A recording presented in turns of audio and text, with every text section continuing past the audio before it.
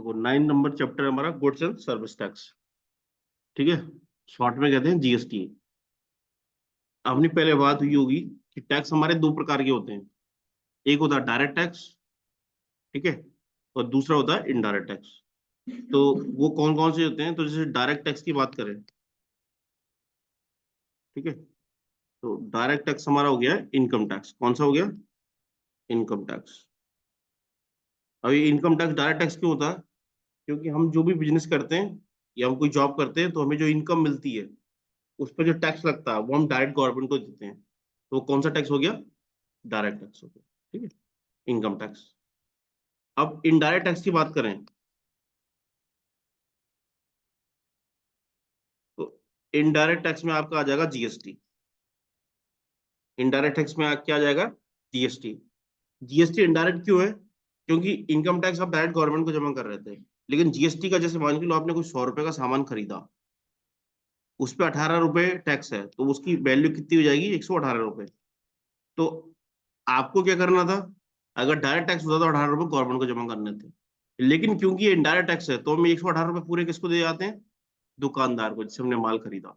वो क्या करेगा? 100 रुपए में उसका मुनाफा मिला हुआ वो अपने पास रखेगा, वो ये 18 रुपए क्या करेगा? वो सरकार को जमा कर देगा। तो ये टैक्स हम ना डायरेक्ट ना जमा करके जो व्यापारी है हमारे यहाँ पे वो जमा करता है, इसीलिए इसको क्या बोलते हैं? Indirect tax. टैक्स तो हम पे ही लग रहा है, लेकिन कैसे लग रहा है? इनडायरेक्टली लग रहा है, डायरेक्ट नहीं। गवर्नमेंट ने ऐसा क्यों किया? तो गवर्नमेंट का ऐसा करने का रीजन ये कि इंडिविजुअल तो बहुत सारे हैं। अब मान को आपने एक साबुन खरीदा, एक साबुन पे टैक्स नहीं भरा, तो गवर्नमेंट कैसे जांच करती पड़ेगी? गवर्नमेंट को एडमिनिस्ट्रेटिव में दिक्कत आएगी ना। तो गवर्नमेंट ने क्या कर दिया काम? व्यापारियों के ऊपर डाल दिया। अब व्यापारी तो कम है, ठीक है, तो उनकी प्रॉपर एक दुकान है, करोड़ों में माल बेच रहे हैं, तो उनको एडमिनिस्ट्रेटिव करना गवर्नमेंट के लिए इजी है बकायदा एक एक इंडिविजुअल के, ठीक है। और इनकम टैक्स में क्या होता है? इनकम टैक्स में लिमिट रहती है, जैसे 2.5 लाख है, 2.5 लाख तक की इनकम पे कोई टैक्स ही नहीं है। तो अगर 2.5 लाख से नीचे आपकी इनकम है तो गवर्नमेंट को आपको देखा वाली करनी नहीं है, उससे ऊपर इनकम है तभी गवर्नमेंट आपको इंटरफेयर करेगी। तो ये समझ में आया डायरेक्ट टैक्स और इनडायरेक्ट टैक्स क्यों है। अब इसको स्टार्ट करते हैं। देखो जो इंडिया है अपना, इसमें फेडरल कंट्री है। इंडिया कौन सी कंट्री है? फेडरल कंट्री है। यहाँ क्या, स्टेट और गवर्नमेंट दोनों का शासन चलता है, दोनों का रहता है। स्टेट का जैसे हमारा मुख्यमंत्री भी रहता और प्रधानमंत्री भी रहता, तो दोनों पे पावर रहती है। तो अब दोनों वर्क करते हैं, तो दोनों को क्या, टैक्स कलेक्शन का वो है, पावर है कि दोनों टैक्स कलेक्ट कर सकते हैं।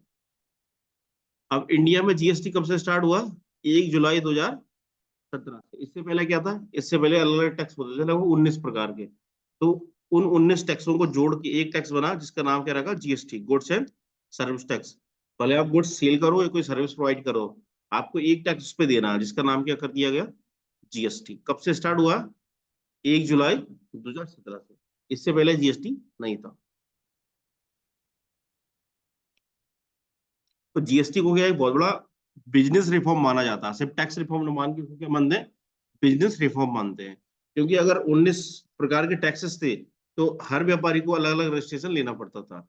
उसके लिए क्राइटेरिया होता था कि आपका टर्नओवर इस तरीके का होगा तो आपको इतना रजिस्ट्रेशन लेना, ठीक है। जीएसटी के आने से क्या हो गया? वो झंझट खत्म हो गया। हर व्यापारी को इनडायरेक्ट टैक्स में सिर्फ एक ही रजिस्ट्रेशन ले रहा है जिसका नाम है गुड्स एंड सर्विस टैक्स। वो इनकम टैक्स के लिए अपना पैन नंबर रहता, तो डायरेक्टली डायरेक्ट टैक्स में डील करना हो तो आपको पैन कार्ड से हो जाएगा, और इनडायरेक्ट टैक्स में डील करना हो तो जीएसटी नंबर से आपका पूरा लगभग वर्किंग हो जाता।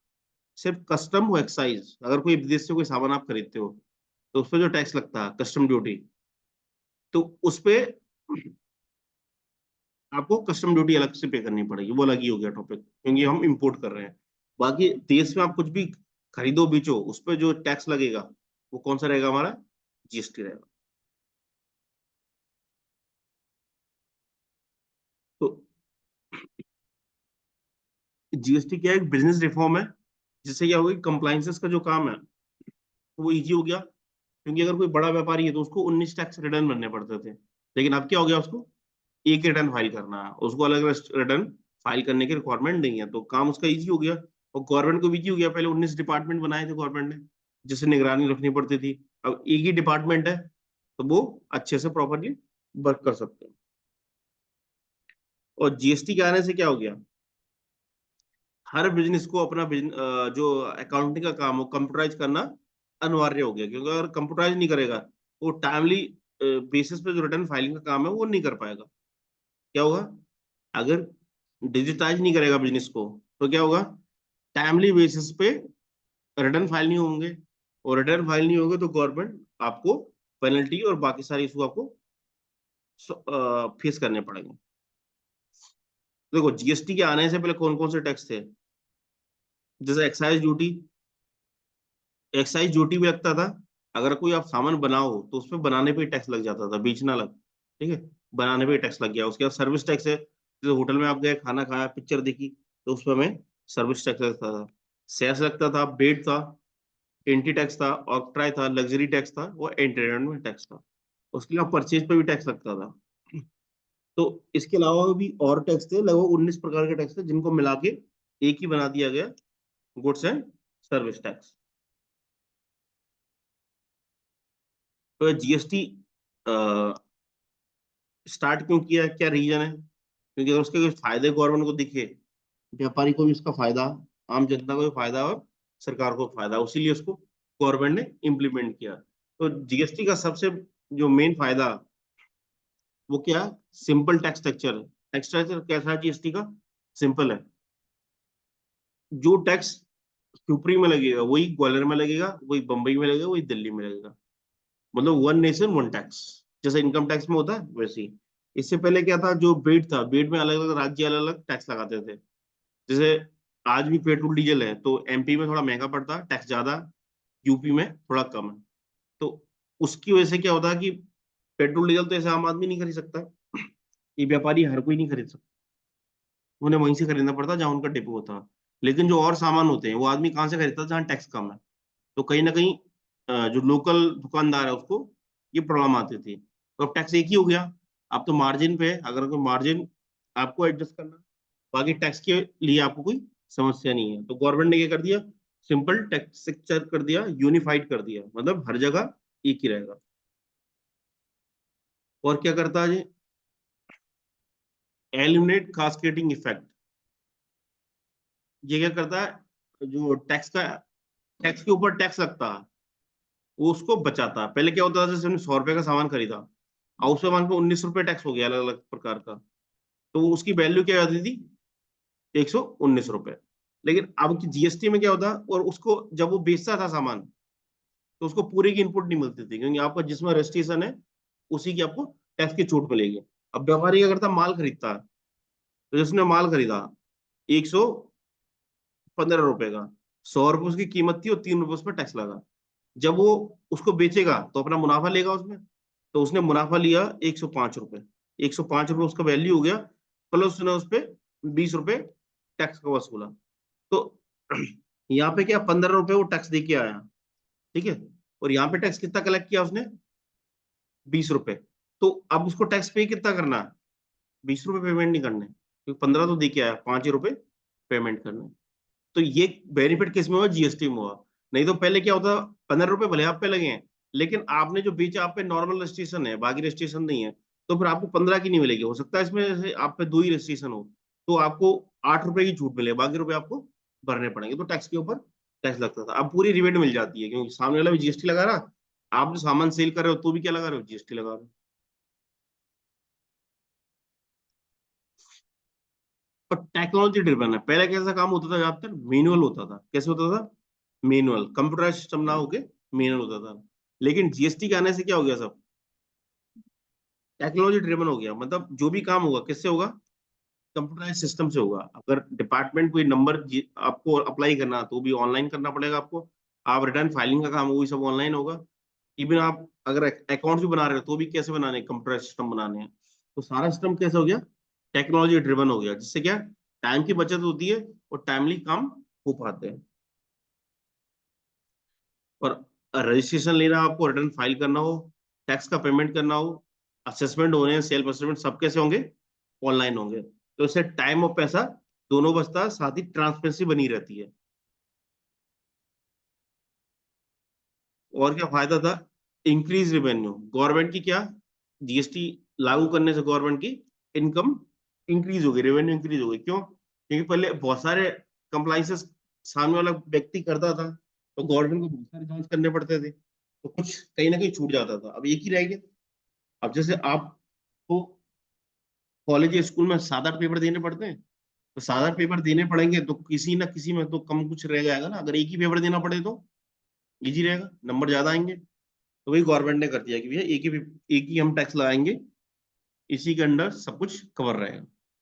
तो गवर्नमेंट का जो मॉनिटरिंग का काम है वो इजी हो गया। अब देखो, ये गवर्नमेंट जो जीएसटी का टैक्स स्ट्रक्चर है उसका एक डायग्राम बताया गया। में इस तरीके से टैक्स स्ट्रक्चर होता है। अब टैक्स लगता कैसे क्या है, वो समझ लेते हैं। तो जीएसटी में जो टैक्स हेड है हमारे 3 प्रकार के होते हैं। कितने प्रकार के होते हैं? 3 प्रकार के टैक्स हेड। देखो, एक है हमारा सीजीएसटी, जिसे बोला जाता है central goods and service tax, ठीक है। ये केंद्र सरकार के पास जाता है। उसके अलावा है एसजीएसटी, जिसे बोलते हैं state goods and service tax, जो स्टेट सरकार के पास जाता है। उसके अलावा कुछ स्टेट हमारी कैसी होती है, यूनियन टेरिटरी होती है, जैसे जम्मू कश्मीर है, लद्दाख है। वो प्रॉपर स्टेट ना हो गया क्या, यूनियन टेरिटरी, तो उसको एसजीएसटी या क्या बोलेंगे, यूटीजीएसटी बोलेंगे, यूनियन टेरिटरी। और अगर आप इंटीग्रेटेड टैक्स क्या, ये इसमें सीजीएसटी एसजीएसटी यूटीजीएसटी सब मिला हुआ, ठीक है। ये सेंट्रल गवर्नमेंट डिसाइड करेगी किसको कितना देना। इसमें डिवाइडेड नहीं है, वो इसमें पहले डिवाइड होकर रखा। अभी लगता कैसे है इसको समझ लेते हैं। तो भले आप कोई गुड्स की सप्लाई करो या कोई सर्विस रेंडेड करो, अगर आप विद इन स्टेट कर रहे हो, राज्य के अंदर कर रहे हो, तो उसे बोला जाएगा इंट्रा स्टेट। क्या बोला जाएगा? Intra state. जैसे, और अगर राज्य के बाहर करते हो तो उसे बोला जाएगा इंटर स्टेट। क्या बोला जाएगा? इंटर स्टेट, मतलब outside the state, between two state. तो जैसे इंटरनेट का नाम सुना होगा, तो इंटरनेट पूरी दुनिया में फैला हुआ है। जैसे मैं कहीं भी जाऊं तो इंटरनेट से मैं कुछ भी देख सकता हूँ, कुछ भी कर सकता हूँ, ठीक है। तो वो क्या फैला हुआ, वाइड नेटवर्क है उसका, एक जगह से दूसरी जगह। वो एक होता है इंटरनेट। इंटरनेट क्या होता है कि वो एक ही प्रोमाइसिस में रहता है, एक ही ऑफिस में रहेगा। जैसे बैंक है, तो बैंक का जो सिस्टम है वो एक ही प्रोमाइसिस पे चलता है। ऐसा नहीं कि बैंक वाला घर पे जाके भी बैंक वाला काम कर ले। क्यों? क्योंकि वो इंटरनेट तो यूज कर रहे हैं, लेकिन जो उनका सिस्टम है, सॉफ्टवेयर है, वो कैसा इंटरनेट वाला है, वो उसी प्रोमाइसिस में सपोर्ट करेगा उनको। तो इंट्रा मतलब होगा राज्य के अंदर, और इंटर होगा राज्य के बाहर। तो अगर राज्य के अंदर हम कोई माल खरीदेंगे या बेचेंगे तो उसमें हमें कौन सा टैक्स देना पड़ेगा? सीजीएसटी और एसजीएसटी, दो टैक्स लगेंगे। और राज्य के बाहर बेचेंगे तो कौन सा लगेगा फिर? एक लगेगा, आईजीएसटी। तो ऐसे फिर आदमी क्या करेगा, दो टैक्स देने का, फिर राज्य के बाहर ही माल बेचेगा ना। राज्य में कौन बेचेगा? कोई नहीं। लेकिन ऐसा नहीं है। जैसे मूंगफली का उदाहरण लेते हैं, मूंगफली अपनी लोकल में होती है अच्छी, तो मूंगफली में 5% टैक्स है। कितना परसेंट टैक्स है? 5%। तो अगर आप मध्य प्रदेश से दिल्ली में मूंगफली बेचते हो, तो ये कौन सा ट्रांजेक्शन हो गया? इंटर, क्योंकि राज्य क्रॉस हो रहा। तो कितना टैक्स लगेगा? 5%। अब अगर मूंगफली आप शिवपुरी से खरीद के बेचते हैं भोपाल, कहाँ बेचते हैं? भोपाल, तो फिर कितना टैक्स लगेगा? टैक्स लगेंगे सीजीएसटी और एसजीएसटी, दो टैक्स ऐड लगेंगे, क्योंकि राज्य के अंदर बेच रहे हैं। अब 5% टोटल था, तो यहाँ क्या लगेगा? 2.5% और 2.5। समझ में आया? मतलब टैक्स वही है, लेकिन उसका डिवाइडेड हो गया, ठीक है। तो टैक्स का रेट वही रहेगा, चेंज नहीं होगा। तो ऐसा नहीं है कि राज्य के अंदर बेचोगे दो टैक्स देने पड़ेंगे, राज्य के बाहर बेचोगे तो टैक्स देने पड़ेंगे। लेकिन ये जो हम टैक्स लगाएंगे और गवर्नमेंट को पेमेंट करना, वो तरीका है कि भैया राज्य के बाहर खरीदो या बेचो तो कौन सा टैक्स देना हमें? आईजीएसटी। और राज्य के अंदर खरीदेंगे बेचेंगे तो फिर कौन सा लगेगा? सीजीएसटी और एसजीएसटी। टैक्स रेट सेम रहेगी। क्लियर हुआ है?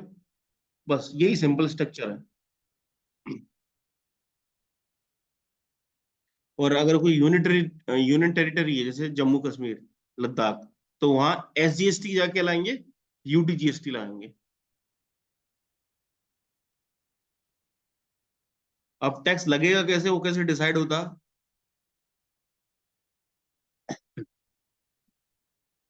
वो देख लेते हैं। तो जो पहले टैक्स होता था, वो कैसे होता था? ओरिजिन बेस्ड टैक्स होता था। ओरिजिन बेस्ड, ओरिजिन मतलब क्या होता है, कोई जगह, लोकेशन आधारित। जैसे कोई सामान दिखा होगा तो लिखा रहता है अगर कोई किस ओरिजिन का, चाइनीज ओरिजिन, मतलब वो चाइना में बना हुआ। तो ओरिजिन बेस्ड टैक्स में क्या होता था, ये पुराना टैक्स है। और जीएसटी हमारा जो टैक्स है वो कैसा है, डेस्टिनेशन बेस्ड टैक्स है। अगर एग्जाम दोगे तो वहां ही चीज काम होगी। तो जीएसटी हमारा क्या, ओरिजिन बेस्ड टैक्स है जीएसटी। और पहले क्या होता था, sorry, GST destination based tax है। और पहले जो हमारा टैक्स सिस्टम था ओरिजिन बेस्ड। तो इसका समझ लेते हैं है होता क्या। तो अगर जैसे हमारे पास एक कंपनी दी हुई है, रवि ट्रेडिंग कंपनी, वो कहाँ का, कर्नाटक का, लोकेटेड कर्नाटक, कर्नाटक स्टेट है। और वो सामान बेचता है, किसको बेचता है, शिवा ट्रेडिंग तमिलनाडु को बेचता है। तो यहाँ पे क्या होता है, ओरिजिन बेस्ड टैक्स में क्या होता था कि रवि ट्रेडिंग कहाँ का था, कर्नाटक का था। तो जो टैक्स था वो कौन सी सरकार को मिलता था, कर्नाटक की सरकार को मिलता था। देखो, रवि ट्रेडिंग ये व्यक्ति है, एक फर्म है, कंपनी है, जो माल बेच रहा है कर्नाटक से तमिलनाडु। तो पुराने सिस्टम में क्या होता था कि टैक्स कौन सी सरकार को मिलता था, कर्नाटक की सरकार को मिलता था। क्यों, क्योंकि कर्नाटक के व्यापारी ने माल बेचा। लेकिन जीएसटी में क्या हुआ, जीएसटी में चेंज है। जीएसटी में क्या, डेस्टिनेशन बेस्ड होता है। डेस्टिनेशन में क्या होता है, ट्रेन से कभी सफर किया तो उसमें क्या होता है, एक आपका सोर्स होता स्टेशन, और दूसरा डेस्टिनेशन। सोर्स क्या, जैसे शिवपुरी से ग्वालियर जाना है, सोर्स में रहोगे शिवपुरी, और डेस्टिनेशन मेरी क्या होगी, ग्वालियर। तो डेस्टिनेशन बेस में क्या कि रवि ट्रेडिंग कंपनी कर्नाटक का, उसने माल किसको बेचा, शिवा ट्रेडिंग तमिलनाडु। तो माल कर्नाटक से होके कहाँ गया, तमिलनाडु। तो डेस्टिनेशन क्या उसकी, तमिलनाडु है। तो टैक्स किसको मिलेगा, टैक्स मिलेगा तमिलनाडु की सरकार को। क्योंकि प्लेस ऑफ सप्लाई क्या, प्लेस ऑफ सप्लाई है हमारा तमिलनाडु। क्लियर हुआ, प्लेस ऑफ सप्लाई है तमिलनाडु, इसलिए कौन टैक्स कहाँ मिलेगा, तमिलनाडु गवर्नमेंट को मिलेगा। और पुराने में क्या होता था, जिस राज्य का व्यापारी सील करता था उस राज्य को गवर्नमेंट को मिलता था। हाँ, ये पुराने में होता था। लेकिन अब क्या, अब ये है कि जिस राज्य का व्यापारी बेचेगा उसको नहीं मिलेगा, जिस राज्य के लोग उसको खरीदेंगे, उपभोग करेंगे, यूज करेंगे, उस राज्य की सरकार को टैक्स मिलेगा। तो ये बेसिक डिफरेंस है जीएसटी से पहले वाले सिस्टम ये है, और जीएसटी का जो बाद वाला सिस्टम है ये। तो हम इस सिस्टम को फॉलो करेंगे। और राज्य के हम बाहर माल बेच रहे हैं तो क्या लाएंगे, इंटीग्रेटेड टैक्स। फुल फॉर्म क्या, integrated goods and service tax, IGST. ठीक है। तो स्टेट चेंज होने से इंटीग्रेटेड टैक्स लगेगा। तो टैक्स लगना कैसे है, वो देख लिया हमने। अब जीएसटी का कॉन्सेप्ट भी क्या है, वन नेशन वन टैक्स का। अभी ये पूरे देश में एक ही टैक्स रहेगा। तो आपने अगर एक जीएसटी नंबर ले लिया तो ऑल ओवर इंडिया आप माल बेच सकते हैं। आप शिवपुरी में, शिवपुरी में आपने रजिस्ट्रेशन करा लिया, उसके बाद आप कहीं के भी व्यापारी से डील कर लो, इंडिया में कहीं भी आप अपना सामान बेच सकते हैं। और जीएसटी का क्या होता है, एक नंबर होता है हमें 15 डिजिट का, जिसमें 10 अंक तुम्हारे पैन नंबर के होते हैं, 2 अंक हमारे स्टेट कोड के होते हैं, और 3 हमारे एंटिटी कोड, ब्लैंक और चेक सम डिटेल, जो गवर्नमेंट ने बना रखी है जीएसटी नंबर को डिफरेंशिएट करने के लिए, चेक करने के लिए। ये 3 अलग होते हैं। ठीक है। बाकी हमारा पूरा जो पैन नंबर होता है 10 डिजिट का, वो पूरा 10 डिजिट का पैन नंबर आ जाएगा। वो स्टार्टिंग में हमारा स्टेट कोड आ जाएगा। जैसे हमारा एमपी का स्टेट कोड है 23, तो अगर नंबर की पहचान करना हो 23 लिखा तो मतलब क्या हो, एमपी का नंबर है। तो इस तरीके से 15 डिजिट मिला के हमारा क्या बनता, जीएसटी नंबर बनता। क्या बनता, 15 डिजिट को मिला के हमारा क्या बनेगा, जीएसटी नंबर मिलेगा। अगर किसी ने आपको जीएसटी नंबर दिया उसमें 14 डिजिट है, तो मतलब क्या है कि वो जीएसटी नंबर गलत है। 15 से ज्यादा नहीं हो सकते, 15 से कम नहीं हो सकते। स्टोर कोड को पता करने है आपको, तो टैली सॉल्यूशन अंडर स्लैश लगा देना, GST slash GST dash state dash code, ये डाल दोगे तो आपके सामने स्टेट कोड की लिस्ट आ जाएगी। और डायरेक्ट गूगल में सर्च करोगे तो भी आ जाएगी, डाल देना जीएसटी स्टेट कोड्स, तो किस स्टेट का क्या कोड है वो आपको पता चल जाएगा। और जो बिल बना आता है उसमें लिखा रहता है सामने। अब जीएसटी रजिस्ट्रेशन देखो, जीएसटी में अगर हमें काम करना है, रिटर्न फाइल करना है, टैक्स वसूलना, तो व्यापारी को टैक्स तो खुद के लिए रखना नहीं है, किसको देना है, गवर्नमेंट को देना। तो इसके लिए क्या, रजिस्ट्रेशन लेना मैंडेटरी है। क्या लेना मैंडेटरी है, रजिस्ट्रेशन। क्योंकि हम जब रजिस्ट्रेशन लेंगे तभी तो गवर्नमेंट को पता चलेगा कि भैया हम जीएसटी में हैं। तभी तो गवर्नमेंट जो टैक्स आपने जमा किया वो कम किया, ज्यादा किया, कितना किया, तभी तो जांच करेगी। तो किन के लिए लेना मैंडेटरी है, जरूरी है, उनको हम समझ लेते हैं। तो उसमें पहला है taxable person carrying on interstate supply. अगर कोई ऐसा व्यक्ति जो राज्य के बाहर माल बेचता है तो उसको जीएसटी नंबर लेना अनिवार्य है। अगर आप मान के चलो शिवपुरी के व्यापारी हो, आपको दिल्ली ही माल बेचना, तो बिना जीएसटी नंबर के आप नहीं बेच सकते, ठीक है। लेकिन अगर आप चाह रहे हो शिवपुरी की शिवपुरी में बेचना तो आप बेच सकते हो, उसके गवर्नमेंट ने लिमिट बनाई है, आगे आएगा वो। तो जैसे मान लो 20-40 लाख की लिमिट है। अगर आप वस्तु का विक्रय कर रहे हैं, जैसे मूंगफली, चना, सरसों, टीवी, फ्रिज, ये सब वस्तु होती है। सेवा क्या होता है, जैसे मैं आपको पढ़ा रहा हूँ, फोटोग्राफर होते हैं शादी में, वीडियोग्राफी कर रहे हैं, ठीक है। उसके अलावा पिक्चर हॉल है, वो सर्विस दे रहा है, पिक्चर दिखा रहा है आपको, कोई सामान तो नहीं दे रहा। सामान दे रहा है वो अलग पार्ट हो गया उसका। तो अगर कोई सर्विस है, कोई सर्विस प्रोवाइड कर रहा है, तो उसके लिए 20 लाख की लिमिट है, और गुड्स के लिए 40 लाख की लिमिट है। यहाँ तक का आपको कारोबार है तो आपको जीएसटी नंबर लेने की जरूरत नहीं है। जैसे कोई पान वाला है, अब मान लो साल भर में गुड्स बेच रहा हूँ, साल भर में 25 लाख या 30 लाख का माल बेच देता है, बिस्किट है, टॉफी है, पान है, तम्बाकू, इस तरीके का, तो उसको जीएसटी नंबर लेने की जरूरत नहीं है। गवर्नमेंट उसको एग्जेप्शन दे रहा था। लेकिन अगर वही पान वाला बोले उसको पान फेमस है और वो पान पैक करके बाहर बेचता है, दिल्ली भेजेगा, तो गवर्नमेंट क्या करेगी, उससे टैक्स लेगी, है कि नहीं। लोकल जो छोटे छोटे व्यापारी रहते हैं वो लोकल में ही, सामान दाल चावल आटा ही बेचते हैं, तो उसको कोई दिक्कत नहीं। लेकिन अब वो बोले यार मुझे यहाँ मूंगफली अच्छी होती है, मूंगफली को बढ़िया पैक करा के सस्ते में खरीद के दिल्ली बम्बई में महंगे में बेचेंगे, तो स्टेट चेंज हो गया, तो उसको जीएसटी नंबर लेना मैंडेटरी है। दूसरा क्या, person responsible to deduct tax.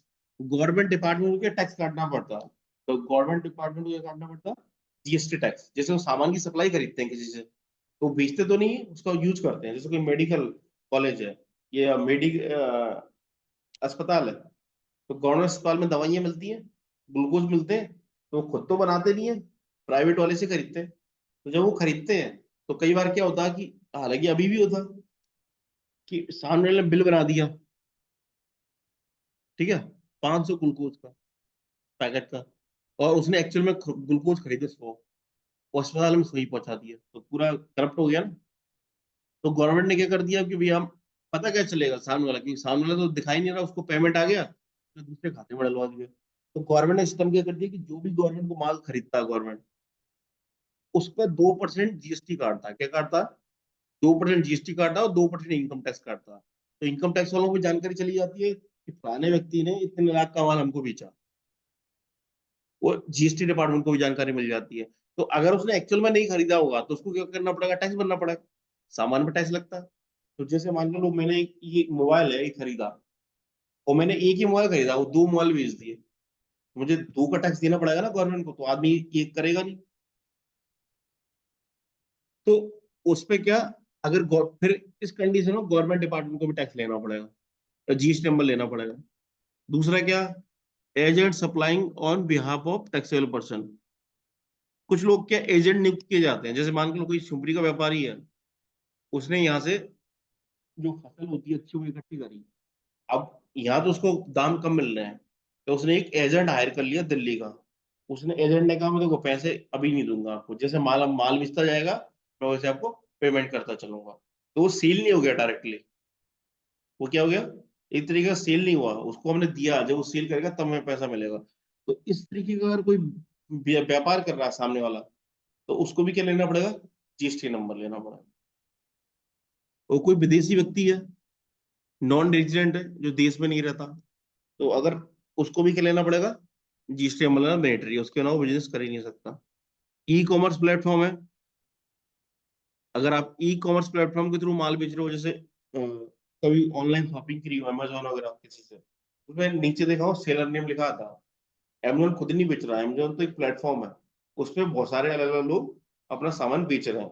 तो सेलर है, अगर आप इस तरीके से किसी प्लेटफॉर्म ई कॉमर्स प्लेटफॉर्म के द्वारा कोई माल अपना बिचवा रहे हो, बेच रहे हो, तो फिर आपको जीएसटी नंबर लेना कंपलसरी है। कुछ गवर्नमेंट ने इसमें छूट दी है नए सिस्टम में, वो भी क्या, अगर राज्य के अंदर बेचो तब, राज्य के बाहर बेचोगे तो उसमें जीएसटी नंबर लेना पड़ेगा। उसके अलावा इनपुट सर्विस डिस्ट्रीब्यूटर, अगर आप सर्विस को प्रोवाइड कर रहे हैं, सिर्फ सर्विस को, कोई गुड्स नहीं है आपका, तो भी आपको क्या लेना पड़ेगा, जीएसटी नंबर लेना पड़ेगा। और आप क्या ऑनलाइन इंफॉर्मेशन और डाटाबेस एक्सेस की सर्विस प्रोवाइड करा रहे हो, भले आप आउटसाइड इंडिया हो, तो भी आपको इंडिया में क्या लेना पड़ेगा, जीएसटी नंबर लेना पड़ेगा। जैसे फेसबुक है, गूगल है, तो उसमें आप कोई भी डिटेल फोटो डालोगे, अपना रखोगे, 4 साल बाद तो दिखेगा आपको। तो अगर उसको पैसा आपसे चार्ज कर रहे हैं, तो उनको क्या करना पड़ेगा, उस पर जीएसटी पे करना पड़ेगा। फेसबुक तो चार्ज नहीं करता, उसका नहीं लगता, लेकिन गूगल ड्राइव में 15 GB का स्टोरेज रहता फ्री। अगर आपको चाहिए 30 GB 50 GB, तो बाद उसके पैसे देने पड़ेंगे, तो उस पर भी गवर्नमेंट क्या लेगी, टैक्स लेगी। और आप खुद ई कॉमर्स ऑपरेटर हो, मतलब जैसे आपने खुद एक वेबसाइट बना ली, जिसपे आप दूसरों से कह रहे हो कि इस पे आप माल बेच सकते हो, अपनी डिटेल डाल दो। तो अगर आप ई कॉमर्स प्लेटफॉर्म ऑपरेटर हो, तो भी आपको जीएसटी नंबर लेना मैंडेटरी। आप बेच नहीं रहे हो, लेकिन सर्विस तो प्रोवाइड कर रहे हो।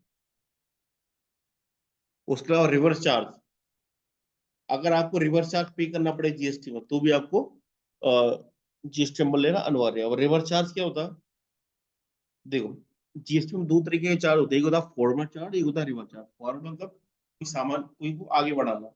जब आप जीएसटी में सेल करते हैं, तो सामान आगे बढ़ रहा है, तो उसमें जो जब आप कोई सप्लाई करोगे, तो आपको क्या पे करना पड़ेगा, जीएसटी।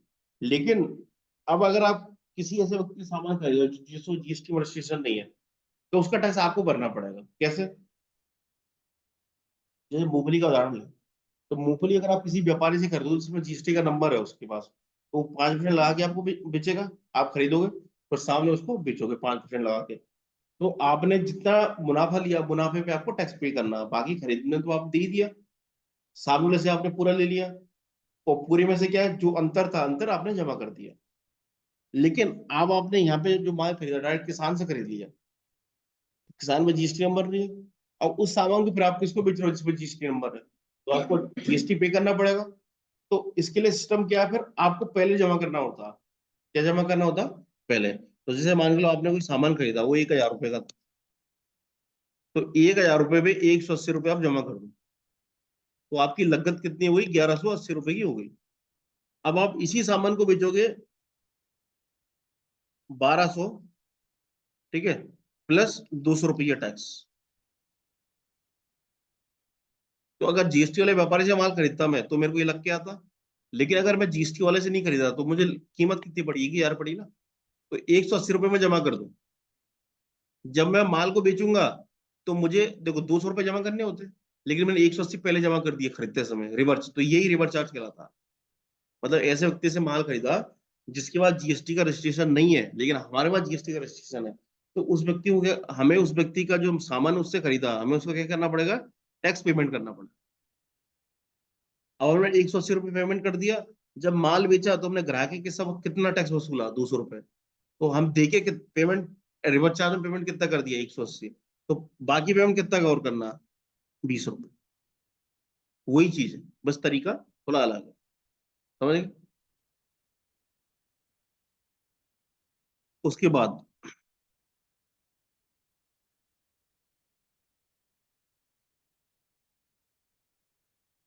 तो ये जीएसटी की पुरानी लिमिट है, पहले थी 10 लाख। और कुछ स्पेशल कैटेगरी बनाई गई है, जिन स्टेट में बिजनेस ज्यादा नहीं है, उनको स्पेशल कैटेगरी में डाला गया, तो उनके लिए लिमिट रखी गई थी 10 लाख रुपए। ये कब तक थी, 31 मार्च 2019 तक। और बाकी रेस्ट ऑफ इंडिया में जो स्टेट आते हैं, उनके लिए थी 20 लाख। 1 अप्रैल 2019 से ये लिमिट बढ़ा दी गई। जो स्पेशल कैटेगरी स्टेट है, उनके लिए अगर वो सामान का विक्रय करते हैं, गुड्स, सेल ऑफ गुड्स की बात हो रही है, किसकी बात हो रही है, सेल ऑफ गुड्स। तो अगर कोई सामान का विक्रय करते हैं स्पेशल कैटेगरी वाले, स्पेशल कैटेगरी में कौन कौन से स्टेट है, अरुणाचल है, आसाम है, मणिपुर है, मेघालय है, मिजोरम है, नागालैंड, सिक्किम, त्रिपुरा और उत्तराखंड, इनको डाला गया स्पेशल कैटेगरी में। तो इनके लिए लिमिट है 20 लाख रुपए। इन स्टेटों में अगर कोई व्यापारी कोई सामान बेचता है 20 लाख के अंदर, तो उसको लेने की जरूरत नहीं है। लेकिन जैसे उसका टर्नओवर एक्सीड हो जाता है, मतलब ऊपर हो जाता है, कितने के, 20 लाख के, तो उसको जीएसटी नंबर लेना कंपलसरी हो जाएगा। और रेस्ट ऑफ इंडिया मतलब ये जो स्टेट है 5-7 स्टेट, इनको छोड़ के बाकी जो भी हमारे 28-29 स्टेट हैं, इन स्टेट में कितना परसेंट, कितना रुपए है, 40 लाख रुपए। इनके लिए लिमिट क्या, 40 लाख। जैसे मध्य प्रदेश है और रेस्ट ऑफ इंडिया में आता है, तो यहाँ अगर कोई व्यापारी सामान का क्रय विक्रय करेगा तो उसके लिए लिमिट क्या, 40 लाख। 40 लाख तो जीएसटी नंबर लेने की जरूरत नहीं है। उससे ऊपर होगा तो फिर जीएसटी नंबर आपको लेना कंपलसरी। ठीक है। अब सर्विस है, सर्विस के लिए क्या, सर्विस के लिए जो थ्रेशोल्ड लिमिट है वो है 10 लाख रुपए। कितने की है, स्पेशल जो कैटेगरी में आते हैं स्टेट, उनके लिए 10 लाख रुपए 20 की जगह पे। और जो rest of India special category के बाहर, उनके लिए 20 लाख रुपए। मतलब गुड्स के लिए ज्यादा है और सर्विस के लिए कम है।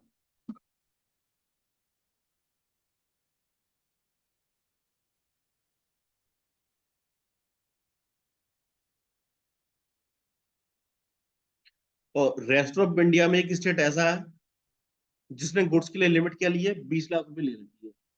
तो वो कौन से अपने, केरल है और तेलंगाना है।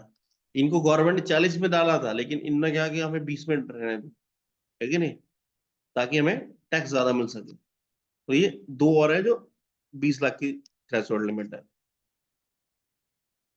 अब जीएसटी में दो तरीके के रजिस्ट्रेशन होते हैं। अभी हमने जो 40 लाख लिमिट, ये किसके लिए थी, रेगुलर के लिए थी। एक होता है कंपोजिशन। तो हम अभी इनपुट की बात कर रहे थे, सामान खरीदते हैं उस पर जो टैक्स लगता है, उस उससे हमें छूट मिलती है। जब हम बेचते हैं तो हमें टैक्स वसूलना होता है, तो उसका डिफरेंस हमें भरना होता है। तो ये रेगुलर में होता था। लेकिन उसके अलावा होता है कंपोजिशन डीलर। कंपोजिशन डीलर को क्या करना पड़ता है कि जो उसने सामान बेचा, खरीदा हो तो टैक्स लग गया उसको, उसको कुछ नहीं होगा। जो बेचा उसको बेचने में पूरा टैक्स नहीं देना पड़ता, सिर्फ 1% देना पड़ता। ठीक है। तो 1% किसका देना पड़ता है, टैक्स का नहीं, बिक्री का। जैसे मान लो उसने सामान खरीदा 10 लाख का, और 10 लाख का सामान उसने बेचा 12 लाख में, तो अब उसको डिफरेंस का नहीं देना, उसको पूरे का 1% देना। तो 12 लाख का 1% उसको पेमेंट करना पड़ेगा, मतलब उसको 12,000 रुपये चालान जमा करना पड़ेगा। ये किसमें होता, कंपोजिशन में। ठीक है। लेकिन इसकी लिमिट है, हर कोई व्यापारी नहीं ले सकता, नहीं तो हर कोई व्यापारी ले लेगा इसको, तो गवर्नमेंट को टैक्स का नुकसान होगा। तो इसके लिए लिमिट बनाई गई है, जो कि 1 अप्रैल 2019 से अभी चल रही है, वो प्रेजेंट लिमिट हम बता रहे हैं। तो स्पेशल जो कैटेगरी स्टेट है उनके लिए ये लिमिट है 75 लाख रुपए। ये 75 लाख का अगर आप सामान खरीदोगे बेचोगे, तो आप जीएसटी की कंपोजिशन स्कीम का लाभ ले सकते हैं। कंपोजिशन स्कीम के व्यापारी को ज्यादा लिखा पढ़ी नहीं करनी होती है। सिर्फ उसे इतना ध्यान रखना है कि मैंने जो माल खरीदा वो जीएसटी नंबर वाले व्यापारी से खरीदा, सामने वाले व्यापारी ने टैक्स जमा किया, और जब वो माल बेचेगा तो उसको 1% टैक्स जमा करना। 75 लाख की लिमिट है उसके लिए, ठीक है, स्पेशल कैटेगरी। और रेस्ट ऑफ इंडिया के लिए कितनी है, 150 लाख। 150 लाख मतलब क्या होगा, 1.5 करोड़, 1.5 करोड़। ठीक है। तो 1.5 करोड़ तक का अगर बिजनेस रेस्ट ऑफ इंडिया में करता व्यक्ति, जैसे किराने की दुकान है, तो उसको मैनेजमेंट में होगा दिक्कत होती है। छोटी किराने की दुकान, तो उसको 50-100 आइटम रखने पड़ते हैं। अब अकाउंटेंट रखेगा तो उतनी वो खुद ही नहीं कमा रहा जितना अकाउंटेंट को देगा। तो उसके लिए गवर्नमेंट ने क्या कहा, चिंता मत करो, आप जितना भी माल बेचो, ये तो आप 40 लाख से नीचे हो तो नंबर ही मत लो, आप तो अपना बेचते रहो, करते रहो। क्योंकि जब माल खरीदेगा तो टैक्स तो लगी गया ना, दोबारा टैक्स मत दो प्रॉफिट पे। लेकिन अगर आपका टर्नओवर 40 लाख से ऊपर है, तो फिर हमारी स्कीम है आपके लिए, इसका लाभ ले लो। आपको सिर्फ 1% टैक्स देना है जितना माल बेचो। तो ये तो दुकानदार को पता ही रहता है कि पर डे कितना माल बेचा, कि बैंक में कितने पैसे जमा किए। तो उसके आधार पे वो अपना क्या कर देता, 1% टैक्स जमा कर देता। लेकिन जो रेगुलर वाला हमने अभी ऊपर देखा था, उसको पूरा हिसाब किताब रखना पड़ेगा। मैंने किससे माल खरीदा, तो कितना टैक्स लगा, मैंने किसको माल बेचा उससे कितना टैक्स वसूला, वो रिकॉर्ड पूरा उसको गवर्नमेंट को देना पड़ेगा। तो उसमें कंप्लाइंसेस ज्यादा है। तो अब 1.5 करोड़ से ऊपर टर्नओवर है आपका, तो फिर आपको क्या करना पड़ेगा, रेगुलर में जाना पड़ेगा, मजबूरी है आपकी। उसके बाद जीएसटी में, जैसे हम यूनिट बनाते हैं, यूनिट, स्टॉक यूनिट, किसी चीज को मापना हो तो उसकी यूनिट होती थी। जैसे दूध खरीदते हैं तो कैसे खरीदते हैं, लीटर में। ठीक है। शक्कर कैसे हम खरीदते हैं, किलो, उसको तो लीटर में नहीं खरीदते। तो उसी तरीके से जीएसटी में एचएसएन कोड बनाया गया है। एचएसएन कोड वो एसएसी कोड, ये क्या होते हैं, ये इस तरीके का कोड है जो कि हर प्रोडक्ट का एक ही होगा ऑल ओवर इंडिया। क्योंकि मूंगफली को हो सकता है शिवपुरी में अलग बोले, ग्वालियर वाले अलग बोले, वो बम्बई वाले कुछ अलग बोले। तो अब गवर्नमेंट निगरानी कैसे करेगी? तो हर प्रोडक्ट का उसने एक एचएसएन कोड दे रखा, ऑल ओवर इंडिया एप्लीकेबल है वो। और हर सर्विस है उसका भी एक एचएसएन, एक एसईसी कोड है, सर्विस अकाउंटिंग कोड है। तो उस सर्विस का भी पता लग जाएगा उस कोड से, और गुड्स का भी पता लग जाएगा उस कोड से, भले नाम कुछ भी हो। तो व्यापारी जब भी कोई माल खरीदेगा बेचेगा, तो उसे उस पर सामान लिखना पड़ता है, सामान की वैल्यू, सामान का नाम, साथ में उसका एचएसएन कोड क्या है। अब इसीलिए कंप्यूटराइज सिस्टम की हमें जरूरत पड़ रही है। क्यों? क्योंकि मान लो 1,000 आइटम है, तो कहाँ तक ही आप ध्यान रखोगे? एचएसएन कोड नहीं रख सकते ना। तो फिर आपको क्या करना पड़ेगा? क्या करना पड़ेगा? तो कंप्यूटराइज सिस्टम को यूज करना पड़ेगा। एक बार उसमें फीड कर दिया, तो अगली बार आपने डाला आटा, तो आटा डालते ही उसका एचएसएन कोड आ गया। और मैनुअल में क्या, आटा आप लिखोगे और उसका एचएसएन कोड आपको डालना पड़ेगा, फिर मिर्ची, मिर्ची का एचएसएन कोड डालना पड़ेगा। लेकिन कंप्यूटर सिस्टम में क्या, एक बार आपने फीड कर दिया उसके अंदर, तो ऑटोमेटिक वो उस चीज को ले लेगा।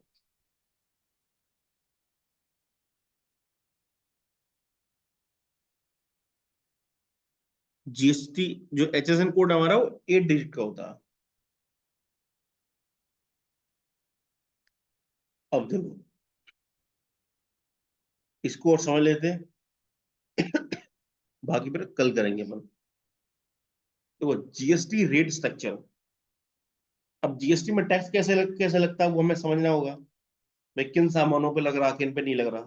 तो the GST council is a body that decide the GST slab, and GST council has periodically revising the list of goods and service for each rate slab। GST के रेट डिसाइड कौन करता है? भाई कितना लगेगा, कब लगेगा? जीएसटी काउंसिल बनाया गया। तो जीएसटी काउंसिल क्या, टाइमली इन चीजों में फेरबदल भी करता है। गवर्नमेंट को लगे टैक्स अच्छा आ रहा, तो बहुत सारी जरूरत की चीजें उनको टैक्स हटा दो या कम कर दो। और गवर्नमेंट का टैक्स कम हो रहा, तो जरूरत की चीजों पर टैक्स लगा। तो वो समझ लेते हैं। तो गवर्नमेंट का मेन क्या रहता है कि जो खाने पीने की चीजें हैं, जो नॉर्मल यूज की चीजें, एसेंशियल बोलते हैं जिनको, उन पर टैक्स कम लगाया जाए, और जो लग्जरी आइटम है उन पर टैक्स ज्यादा वसूला जाए। तो पहले जीरो रेटेड में आते हैं। तो जीरो रेटेड में कौन से प्रोडक्ट आते हैं जिन पर कोई टैक्स नहीं लगता? मेनली इसमें कौन से होते हैं? फूड होते हैं, खाने पीने की चीजें होती हैं। उसके आता मेरिट रेट। मेरिट रेट में क्या, 5%। एसेंशियल, एसेंशियल मतलब ब्रांडेड चीज, जैसे आप चावल है, आप ब्रांडेड खरीदो, काली मूछ या फिर इंडिया गेट बासमती राइस, तो ब्रांड है। तो ब्रांडेड चावल खाओगे तो 5% टैक्स देना पड़ेगा। सादा नॉर्मल लोगे तो उस पर नहीं लगेगा। दाल है, दाल भी ब्रांडेड लोगे तो उस पर टैक्स लगेगा। काजू खाओगे, 5% टैक्स। ठीक है। उसके बाद स्टैंडर्ड रेट आ जाती है हमारी। स्टैंडर्ड रेट में 18 और 12 है, जो कि ज्यादातर किन पे लगती है? एफएमसीजी। एफएमसीजी क्या होती है? फास्ट मूविंग कंज्यूमर प्रोडक्ट, जैसे शैम्पू है, तेल है, ठीक है, पाउडर है, क्रीम है। तो ये सब कैसे होते हैं? अ, मतलब डायरेक्टली यूज होने वाली चीजें हैं। तो इन पे 12 से लेकर 18% तक अलग अलग रेट है। पिस्ता है, उसको 12% है। ठीक है। अब साबुन है कपड़े धोने का, नहाने का साबुन पे 18% है, टूथपेस्ट पे 18% है। तो सब पे अलग अलग रेट्स है। मैगी है, मैगी पे 12% है। उसके बाद है डीमेरिट। डीमेरिट में क्या आती है? लग्जरी चीजें, और जो महंगी चीजें हैं, गवर्नमेंट चाहती है इनका यूज आदमी नहीं करे, तो वो डीमेरिट में आते हैं। तो डीमेरिट में कितनी रेट है? 28%। जीएसटी में जो सबसे बड़ी रेट है वो 28%। इसके ऊपर कोई रेट नहीं। इसके ऊपर फिर एडिशनल चीज लगाती है गवर्नमेंट। जैसे तम्बाकू है, तो तम्बाकू पे 1% लेकर 25% तक सेस लगता है अलग से, ताकि आदमी उसका यूज कम करे या ना करे। और कार भी आप खरीदोगे अगर 10 लाख से ऊपर है, तो उसपे 1% सेस लगेगा। उसके अलावा कुछ ऐसे हैं जो ये नॉर्मल हमारी कैटेगरी से बाहर है। इनमें क्या, जैसे गोल्ड है, जेम है, ज्वेलरी है, सिल्वर, इन सब पे क्या लगता है? 3% लगता है। क्यों? क्योंकि ये लाइफ साइकिल बहुत लंबी रहती है। सोना है तो सालों खराब नहीं होना। एक बार टैक्स दे दिया तो आदमी देता रहेगा। खाने पीने की चीजें, नॉर्मल चीजें, गाड़ी है, 5 साल 10 साल में खराब हो जाना है उसको, तो कबाड़े भी चाहिए, तो कबाड़े तो वैल्यू बहुत कम रहेगी, गवर्नमेंट टैक्स दोबारा ले नहीं पाएगी। और दूसरा क्या, गोल्ड, जेम्स, ज्वेलरी, इनका रिजर्व भी रहता है। आदमी पे है तो इनकी कीमत बढ़ती जानी है। कीमत क्या होती है इनकी? बढ़ती है, घटती नहीं है ज्यादातर। तो गवर्नमेंट इसको अप्रिशिएट करना चाहती है। दूसरा क्या, rough precious, semi precious stone, कुछ कीमती पत्थर होते हैं जिन्हें रत्न बोलते हैं। तो उन पे क्या 0.25% है, 0.25% उनका जीएसटी रेट है। तो ये था जीएसटी का रेट स्ट्रक्चर। ठीक है, तो कुछ समझ में आया होगा। ये मैं चैनल पे और डाल दूंगा तो इसको और देख लेना। बाकी इसके अपन आगे करेंगे कल।